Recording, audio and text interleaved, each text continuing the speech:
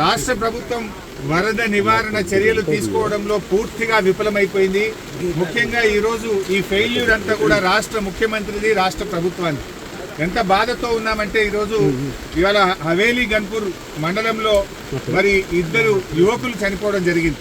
వాళ్ళ పిల్లలు, ముఖ్యంగా ఇద్దరు పిల్లలు గురుకుల పాఠశాలలో చదువుతున్నారు. వర్షాల వల్ల గురుకుల పాఠశాల లీక్ అవుతా ఉంది, మీ పిల్లల్ని తీసుకుపోండి అని ప్రిన్సిపల్ ఫోన్ చేస్తే పిల్లల్ని మెదక్కు పోయి తీసుకొచ్చుకుందామని బయలుదేరి మరి ఆటోలో నడుపుతున్నటువంటి యాదగౌడు, ఆటోలో కూర్చున్న సత్యనారాయణ ఇద్దరు కూడా ఈ వరదలో ఆటో కొట్టుకుపోయి చనిపోవడం జరిగింది.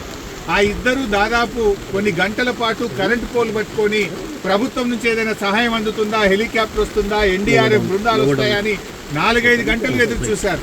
కరెంటు పోల్ మీద నుంచి ఫోన్లు కూడా చేశారు. కానీ కలెక్టర్ గారు కానీ జిల్లా యంత్రాంగం ఎవరు స్పందించలేదు. మధ్యాహ్నం 2 తర్వాత కరెంటు పోల్ కూడా వరద ఉధృతికి పడిపోయి ఆ వరదలో కొట్టుకొని ఆ ఇద్దరు కూడా చనిపోవడం జరిగింది. అంటే ఇది కేవలం ప్రభుత్వ వైఫల్యం. నిన్న ఒక మంత్రి గారు మాట్లాడుతూ అంటాడు, హెలికాప్టర్ అంత అవసరమైతేనే తప్ప వాడద్దట, మీరు మాత్రం పెళ్లిళ్ళకు వాడుండ్రి, బీహార్లో రాజకీయాల కోసం వాడండి, మీ సొంత కార్యక్రమాలకు వాడుకోండి. ఆనాడు ఖమ్మం జిల్లాలో కూడా హెలికాప్టర్ పంపకపోతే ప్రాణాలు పోయినాయి. ఇవాళ మెదక్ జిల్లాలో కూడా సకాలంలో హెలికాప్టర్ రాక ప్రజల ప్రాణాలు పోయినాయి. అంటే ప్రభుత్వం ముందస్తు చర్యలు తీసుకోలేదు. నిజాం సాగర్లో ఈ వరద ఉధృతిని చూసి గేట్లెత్తి ముందుగానే నిజాం సాగర్ను ఖాళీ చేసి ఉంటే బ్యాక్ వాటర్లో ఇంత నష్టం జరిగి ఉండేది కాదు. అటు ఇంజనీరింగ్ లోపం ఉంది, ప్రభుత్వ వైఫల్యం ఉంది. నిన్న ముఖ్యమంత్రి గారు ఇంత వరదలు వస్తుంటే వీడియో కాన్ఫరెన్స్ పెట్టి అత్యవసరంగా రివ్యూ చేయాల్సిన ముఖ్యమంత్రి ఆయన మూసీ సుందరీకరణ రివ్యూ చేస్తున్నాడు. ఇవాళ పొద్దున్న లేచి ఆటల పోటీల గురించి రివ్యూ చేస్తుంది. ఒక దిక్కు ప్రజల ప్రాణాలు పోతున్నాయి, తాగడానికి నీళ్లు లేవు. హవేలీ గన్పూర్లో నిన్నటి నుంచి కరెంటు లేక 7-8 గ్రామాల ప్రజలు మంచినీళ్లు లేక వర్షపు నీళ్లను ప్లేట్లలో, గ్లాసులలో పట్టుకొని తాగుతున్న పరిస్థితి ఉన్నది. ఇవాళ రేపు అంటు రోగాలు ప్రబలేటువంటి అవకాశం ఉంది. వచ్చే 24 గంటలు ఇంకా పెద్ద ఎత్తున వర్షాలు ఉన్నాయని వాతావరణ శాఖ చెప్తా ఉంది. ప్రజలు ఇబ్బందుల్లో ఉన్నారు. ప్రభుత్వం ఇప్పటికైనా మేల్కొని అత్యవసర చర్యలు చేపట్టి ప్రజలను కాపాడుకోవాలి.